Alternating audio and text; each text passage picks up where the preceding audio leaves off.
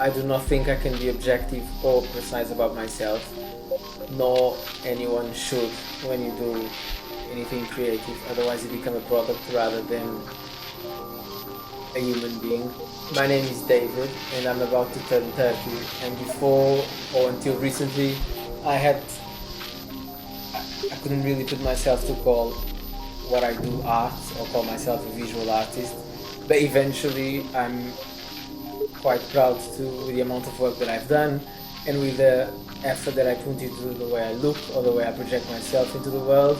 I think I can consider myself a visual artist. All began with fashion. Being from Lisbon and being Portuguese is also where my relationship or my inspiration with China begins, because we as Portuguese were the only Europeans having a colony in China. We were also the first ones starting to bring and to import Chinese art and objects. And perhaps because of my father is an historian and I like to get to the roots of things, to understand how things began and then create my own things, tell my own stories via imagery.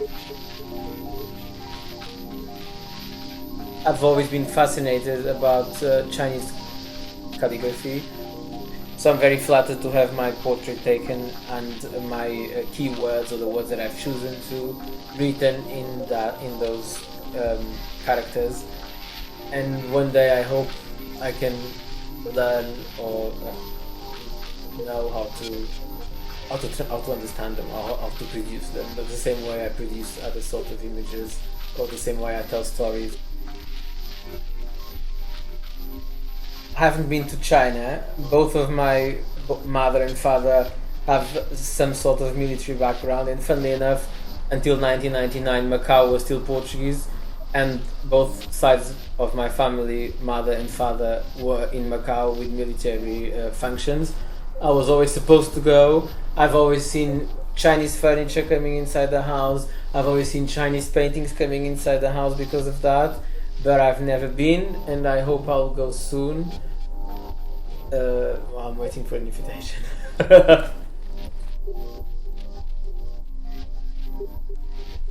I hear everywhere, you have to be yourself, you have to be yourself, you have to be yourself. Well, that is probably a double side advice. I think it's very good advice, but I think it's very vague. First of all, because it took me almost 3 decades to know who I am. I had to deconstruct myself many times. I had to lose a lot of things. You can't take yourself very seriously. You have to have sense of humor. And to my experience and to my knowledge, it is important not to be stuck in the past, but to have a strong knowledge of history. And when you have those pillars, then you can create something new, because eventually on the back of your mind all of your references will mixed up and you will come out of something unique.